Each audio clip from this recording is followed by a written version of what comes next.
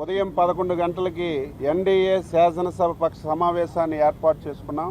ఆ సమావేశంలో తెలుగుదేశం పార్టీ జాతీయ అధ్యక్షులు శ్రీ నారా చంద్రబాబు నాయుడు గారు, జనసేన అధ్యక్షులు శ్రీ పవన్ కళ్యాణ్ గారు, బీజేపీ అధ్యక్షురాలు శ్రీమతి పురంధేశ్వరి గారు, 3 పార్టీలు శాసనసభ్యులందరం కూడా ఆ సమావేశానికి అటెండ్ అయ్యాం. సమావేశంలో ఎన్డీఏ శాసనసభ పక్ష నాయకుడిగా నారా చంద్రబాబు నాయుడు గారిని 3 పార్టీలు శాసనసభ్యులు ఏకగ్రీవంగా తీర్మానం చేయడం జరిగింది. ఏదైతే ఏకగ్రీవంగా శాసనసభ నాయకుడిగా ఎంపిక చేసినటువంటి తీర్మానాన్ని ఇప్పుడే గవర్నర్ గారికి అందజేసి మీరు వెంటనే ప్రభుత్వాన్ని ఏర్పాటు చేయడం కొరకు చంద్రబాబు నాయుడు గారిని ఆహ్వానించమని చెప్పి 3 పార్టీల నాయకులు వెళ్లి కలిశాం.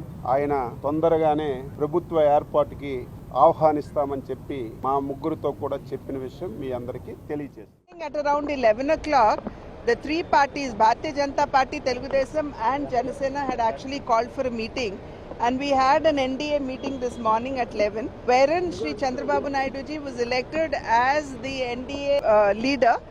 And we have just come to the governor and submitted a request letter to him that he should invite Shri Chandrababu Naidu ji to form the government immediately, for which the governor has responded, and he said that following the due procedures, we will immediately call Shri Chandrababu Naidu ji to form the government. That may be any time today when he will invite, and tomorrow, as we all know, the swearing in ceremony will happen in the morning at around 11. కొత్తగా ఎన్నికైన శాసనసభ్యులందరూ కూడా కలిసి మా party అధ్యక్షులు పవన్ కళ్యాణ్ గారు శ్రీ నారా చంద్రబాబు నాయుడు గారిని NDA కూటమికి ముఖ్యమంత్రిగా ఆయన ప్రతిపాదించినప్పుడు శాసనసభ్యులందరూ కూడా ఏకగ్రీవంగా దాన్ని ఆమోదించారు. భారతీయ జనతా పార్టీ నుంచి పురంధేశ్వరి గారు దాన్ని బలపరిచారు.